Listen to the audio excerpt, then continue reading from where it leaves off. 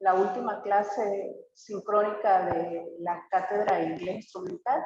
En esta oportunidad vamos a tratar lo que son las destrezas de lectura muy someramente por razones de tiempo, y en la guía correspondiente tendrán pues toda la información correspondiente a este módulo. Veremos también algunos aspectos de lo que es traducción, los problemas al traducir y lo que se han denominado las claves para traducir.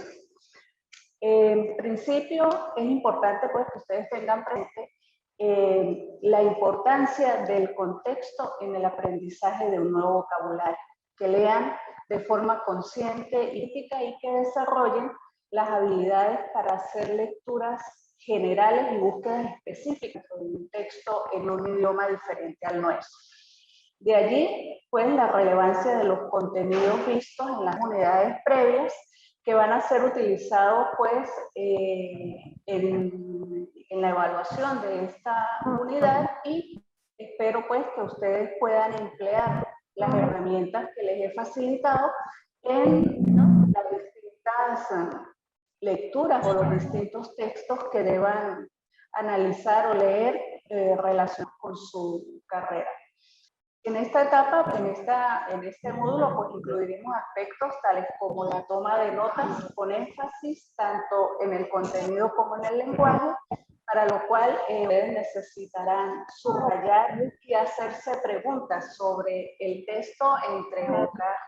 Es así como ustedes, en tanto lectores, aprenderán a hacer uso de palabras y frases clave para elaborar resúmenes sobre las lecturas realizadas, para lo cual requerirán, entre otras habilidades que les permitan extraer las ideas principales del texto, pues se pretende que ustedes adquieran las habilidades que les conducan a resumir, evaluar, sintetizar, reflexionar, analizar, hacer críticas o comentarios sobre lo que hayan leído. Leer, sabemos pues que consiste en la comprensión de un mensaje codificado mediante símbolos, los cuales entre comillas son necesarios. A pesar de que existen estos cognados verdaderos, existen lo que se ha denominado los falsos cognados o falsos amigos, que son aquellos que, a pesar de que pareciera que signifique que tienen la misma, a pesar de que tienen la misma escritura o similar escritura con algunas palabras en el idioma español, no se relacionan. Por ejemplo, pudiéramos pensar que significa pretender, pero en realidad traduce fingir. Fábrica, pudiéramos pensar que significa fábrica, pero en realidad traduce tela. Y library, pudiéramos pensar que traduce librería, pero en realidad traduce biblioteca. De manera pues que es importante en estos casos que ustedes cuenten con una lista de cognados a mano al momento de proceder a traducir algún texto en el idioma inglés. Esta lista de cognados, pues yo se la haré llegar con la mayoría de cognados o los cognados más comunes que se utilizan en la escritura en inglés. Es larguísima la lista y pues no se les puede dar pues en una sola herramienta. Pues. Este tipo de palabras, los cognados falsos, pues no ayudan mucho a la comprensión de los textos escritos, porque nos desvía un poco del significado real. Deben ser muy cuidadosos cuando estén leyendo un texto en inglés para al momento de identificar los falsos cognados. Les recomiendo pues ir elaborando a medida pues si se interesan en seguir profundizando en lo que implica pues la lectura instrumental del idioma, ir haciendo su propia lista de cognados verdaderos y de falsos cognados, y tenerlas muy presentes en el momento de enfrentarse pues con un texto en inglés. Otros ejemplos de falsos cognados pues son pretend. La tendencia es a creer que traduce pretender, pero su traducción real es fingir. Actual y no traduce actualmente, sino realmente. Y así pues una gran cantidad de palabras. Ahora bien, otro aspecto importante en la lectura del idioma inglés son las frases nominales, que son las palabras o grupos de palabras en una oración que actúa como sustantivo. Esto es un poquito complicado, sin embargo, en la guía de resumen yo se los explico más detalladamente. Por ejemplo, podría aquí decir I meet your sister, conocí a tu hermana. Your sister es sustantivo, que viene a ser la frase nominal, es decir, que podemos reemplazar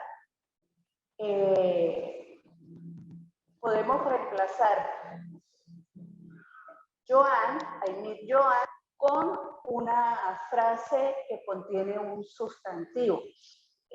Podrías reemplazar entonces Joan con I meet your sister. Your sister es una frase o un grupo de palabras sin un verbo finito y funciona como el sustantivo de la oración. A esto es a lo que llamamos frase nominal. ¿Cuáles son las características de esta frase? El núcleo o idea central en la frase nominal es el sustantivo. El sustantivo es el concepto principal de la frase y se ubica generalmente a la derecha como la última palabra que la conforma, como la última palabra que conforma esa frase. Por eso en el ejemplo de Joan tenemos que al transformarla o al reemplazar Joan por tu hermana, está your sister al final de la oración. Si bien dicha frase puede estar integrada solo por un sustantivo, en muchos casos está acompañada de otras palabras. Puede contener artículos, adjetivos, adverbios y otros sustantivos. Para traducir dicha frase al español, se comienza por el sustantivo núcleo y se construye el significado hacia la izquierda. Lo que nosotros decimos comúnmente que en inglés se traduce de atrás para adelante. Eso es importante pues tenerlo presente al momento de hacer alguna traducción. Por ejemplo, emotion is an important factor in learning. La emoción es un factor importante en el aprendizaje. Como ya vieron, yo trasladé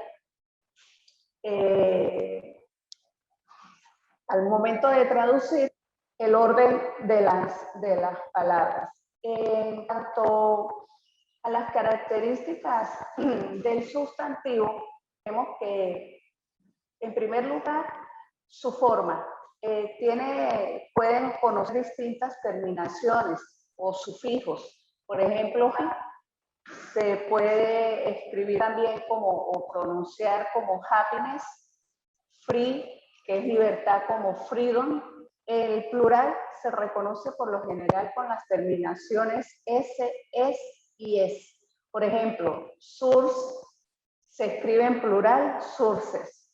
Theory se escribe en plural, theories. Plurales irregulares, como los plurales irregulares no terminan en S, ES y IES, sino que cambian la forma de la escritura. Por ejemplo, hombre en singular es man y en plural es men. Mujer en singular es woman, en plural es woman. Y niño en singular es child y en plural es children. En cuanto a los acompañantes del sustantivo, tenemos que, bueno, el sustantivo acompaña el artículo que puede ser definido o indefinido. Allí en la lámina, pues, observa que está el artículo indefinido, se escribe a o an, y el definido con de únicamente. Estos indican que indican la presencia de una frase nominal. She is an English teacher. Ella es una profesora de inglés. Yo puedo decir, Yanitza is an English teacher. Y si alguno de ustedes va a hablar acerca de mí, dirán, she is an English teacher. Ella es una profesora de inglés sin necesidad de mencionar mi nombre. También otro acompañante del sustantivo pues es la preposición que encabeza la frase nominal. Esta es la que muestra la relación de un sustantivo o pronombre equivalente con otra palabra dentro de la oración. El uso de preposiciones es convencional e idiomático. No es posible establecer una equivalencia precisa entre distintas lenguas y en consecuencia las traducciones pues no siempre coinciden. Por ejemplo, they are coming on Monday from France. Ellos vendrán el domingo a Francia. Otras allí pues verán que la preposición esa frase contiene dos posiciones, on y from. Ellos llegan el lunes desde Francia. Otras preposiciones que se utilizan comúnmente son about, que significa acerca de, after significa después, behind, que significa detrás, from, desde, inside, adentro, y así yo les haré llegar pues la lista completa de las preposiciones. También me acompañan al sustantivo los adjetivos determinantes, que son las que también marcan pues la presencia de una frase nominal y se ubican delante del sustantivo. Estos se clasifican en demostrativos, esa, estos, esos, posesivos, mi, tuyo, suyo, nuestro, de ellos, cuantitativos, algunos, alguno, mucho, poco, distributivos,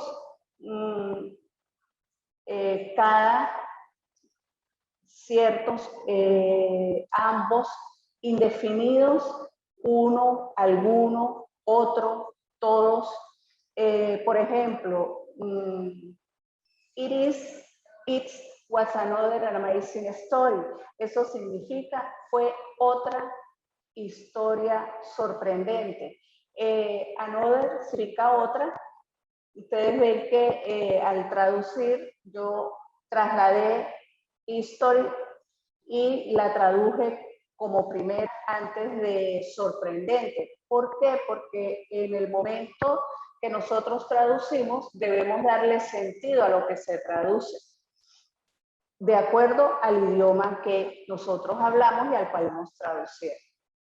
Los adjetivos en general, tanto en español como en inglés, los adjetivos calificativos describen, modifican o dan información sobre el sustantivo. En inglés son invariables en género y en número. Realmente preceden al sustantivo núcleo.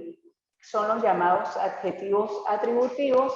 Existen también adjetivos posmodificadores. En español, los adjetivos generalmente tienen género y número y se ubican después del sustantivo. Pero en inglés, no, en inglés se ubican antes del sustantivo y no tienen género ni número. Los adjetivos comparativos y superlativos expresan grados a través de las terminaciones ere, ier y seguidos de la conjunción dan. Y los superlativos terminan en st, est y est. Y ejemplos de esto pues son young, que es el adjetivo base joven, younger, muy joven, y young es mucho más joven. Eso también pues son cuestiones que se debe tener presente en el momento de traducir una oración al inglés. Existe también lo que se denomina el doble comparativo, que se utiliza para expresar un aumento proporcional o causa y resultado. Se escribe THD más el comparativo más y se traduce cuanto más, por ejemplo, cuanto más insistes, más me molesto. Esa es una forma de también utilizar pues, los adjetivos dentro de las oraciones en eso. Ahora bien, el resto de casos tienen que ver con los adjetivos, lo que son los posesivos, las aposiciones, las cláusulas adjetivas. Todo esto está contenido en la guía, pero como ya les dije, pues por razones de tiempo, en esta clase pues no voy a hacer referencia a ello. Vamos a recapitular. Es importante pues que ustedes utilicen el diccionario bilingüe para identificar la función de cada palabra en las oraciones y así poder diferenciar un verbo de un sustantivo, de un adverbio, de un adjetivo. También es importante sepan identificar a efectos de elaborar los resúmenes o las interpretaciones correspondientes, las ideas principales. Recordar que existen dos medios para escoger la oración principal, que son eliminar la oración que se presume es principal, con lo cual el párrafo queda sin sentido, e ir leyendo las oraciones secundarias antes y después de la oración principal para ver si hay o no una relación lógica y coherente. Y en cuanto a las ideas secundarias, deben tener presente pues, que son las que amplían, desarrollan o explican la idea principal. Pueden aparecer como una repetición de lo que ya se dijo, como un contraste con la idea principal, como un ejemplo o como una justificación. En cuanto a las posiciones que ocupa la frase nominal dentro del texto, tenemos que puede aparecer al inicio, cuando es el sujeto, puede aparecer después del verbo, que es el predicado, puede aparecer después de una preposición, como about, after, among, on, over, etc. ¿Cuáles son los determinadores de la frase nominal? Los artículos, los adjetivos, sean estos posesivos, calificativos, demostrativos o cuantificadores, y son lo que nos dan la entrada o nos indican que lo que vamos a leer o lo que hemos leído es una frase nominal. En cuanto a las técnicas de lectura rápida, como yo les había hablado en la primera actividad, son dos. El skimming y el scanning son formas de lectura que permiten alcanzar con la vista grandes extensiones o cantidades de texto. El skimming, ¿para qué lo utilizamos? Para ojear. Es un examen visual superficial del texto. ¿Qué hacemos? Pasamos la vista por encima del texto para captar palabras sueltas. ¿Con qué finalidad? Con la finalidad principal de ubicar, valga la redundancia, la idea o ideas principales. ¿Cuál es el método para aplicar esta técnica? En primer lugar, leer la primera línea de cada párrafo, buscar las ideas principales, leer los primeros y últimos párrafos, los títulos y los subtítulos, así como los epígrafes. Buscar la estructura de los contenidos. Eso es la metodología o el método que debemos utilizar para aplicar el skimming. Por su parte, el scanning, ya en el scanning estamos buscando una información específica.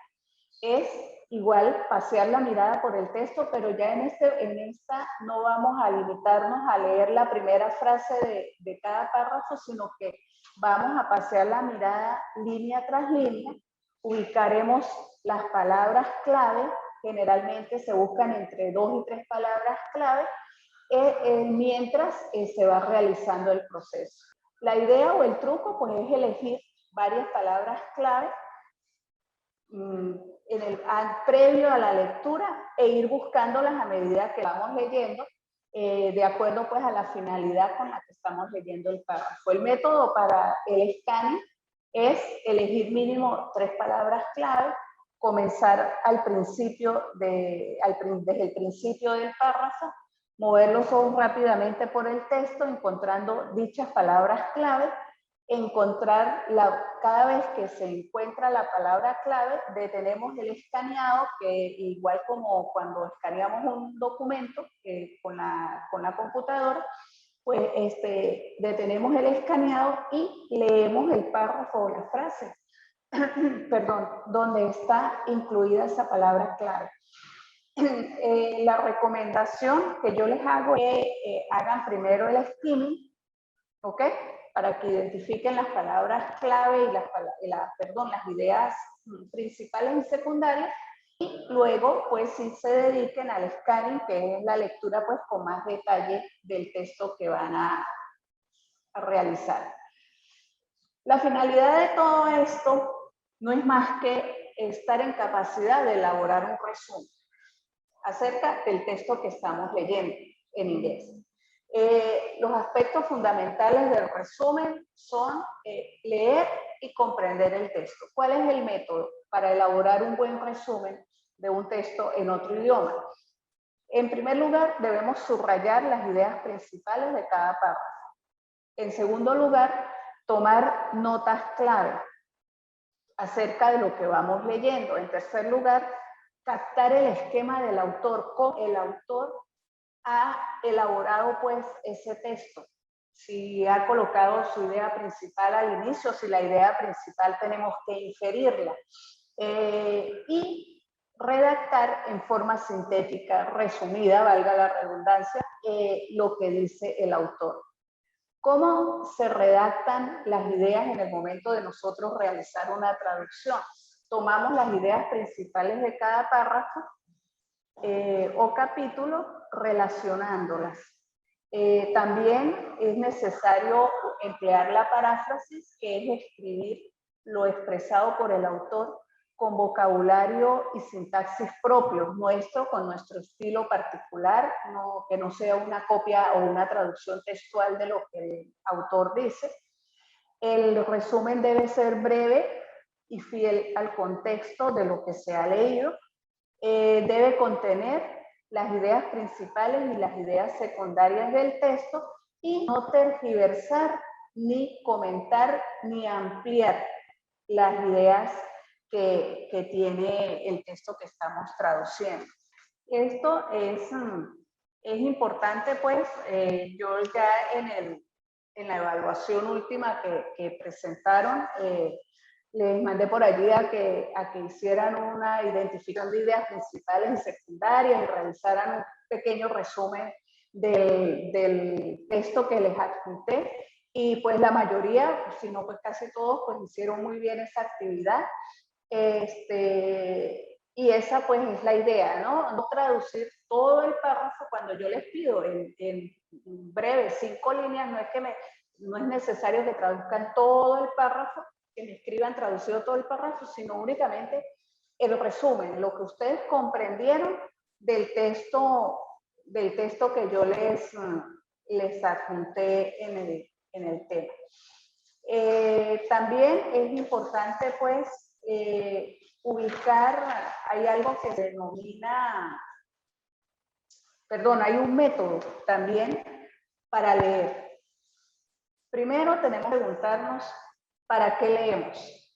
Todo lector debe tener muy claro para qué hace una lectura, cuál es la información específica que requerimos de esa lectura, para así tener un propósito preciso, delimitado y dirigirnos hacia la información que vamos a considerar. La lectura pues es una herramienta de construcción de significados. Interpretar implica o la finalidad es interpretar en un resumen de un texto en inglés el argumento central del autor de ese texto. Para esto, ¿qué debemos hacer? En primer lugar, predecir. Permite al autor diagnosticar o adivinar el contenido o para qué se lee o para qué se hizo ese texto.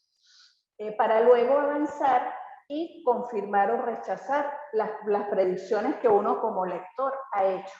En segundo lugar, debemos evaluar. ¿Qué vamos a evaluar? Vamos a evaluar los conocimientos previos, es decir, con nuestros conocimientos que tenemos ya previos sobre el tema que estamos leyendo, debe determinar la importancia, la utilidad, si es apropiado o no es apropiado ese texto para lo que estamos, para lo que lo requerimos, si es válido o no. Es decir, allí vamos a emplear lo que se denomina juicio de valor. También es importante que haya motivación al momento de la lectura, motivación e interés, porque ningún proceso de lectura efectivo, eficiente, se inicia si el lector pues no muestra interés o motivación por el contenido del texto. Entonces, si usted no tiene interés en lo que está leyendo, en primer lugar se le da fastidio y se le dificulta realizar la traducción porque no está concentrado ni motivado en lo relevante, útil y necesario que puede serle el texto que está leyendo.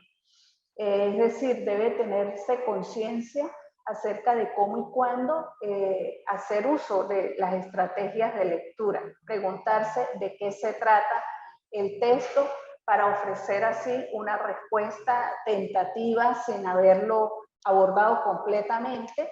Esto es lo que se ha dado en llamar pues la estrategia de predicción. También es importante que tengan en cuenta las estructuras gramaticales básicas para reconocer en los textos que tengan que leer esas estructuras gramaticales. Después tenemos que ubicarlas en un contexto y para eso pues son los ejercicios de lectocomprensión o los pequeños párrafos que yo les he ido adjuntando en las distintas evaluaciones que hemos presentado y que a medida que ha ido avanzando pues ha sido mayor la complejidad, de manera pues que ustedes puedan emplear en el mismo las distintas técnicas que hemos ido aprendiendo pues en este corto periodo de tiempo. También es importante pues que conozcan vocabulario relacionado con la materia, por eso también allí pues la motivación de solicitarles listas de palabras relacionadas con la carrera, porque tienen que tener pues un vocabulario más o menos amplio en cuanto a cómo se escriben los distintos términos propios de la carrera en ambos idiomas. Y así pues se les facilita mucho más la actividad. Existen otra serie de técnicas que pues ya casi se nos acaba el tiempo. Todas se las desarrollaré explicadas en la guía correspondiente. Sin embargo, voy a tratar a ver si cuadro y grabo una clase asíncrona con la explicación de las otras técnicas que faltan y que pues estarán en la guía. En los próximos días estaré subiendo pues la actividad evaluativa correspondiente a esta último módulo. Todos pues han salido muy bien en las evaluaciones. Sí, espero pues que las herramientas que les he facilitado sean útiles en el resto pues del desarrollo de su carrera, de su etapa de pregrado y posteriormente pues en el desempeño de su carrera profesional, y en caso de que quieran realizar estudios de posgrado, pues que también pues, les sean útiles para esos fines, ¿no? De todas maneras, estoy a sus órdenes. Cualquier duda, pues ya saben, a través del aula o a través del correo electrónico. Ustedes ya saben cómo ubicar. Y muchas gracias por su atención.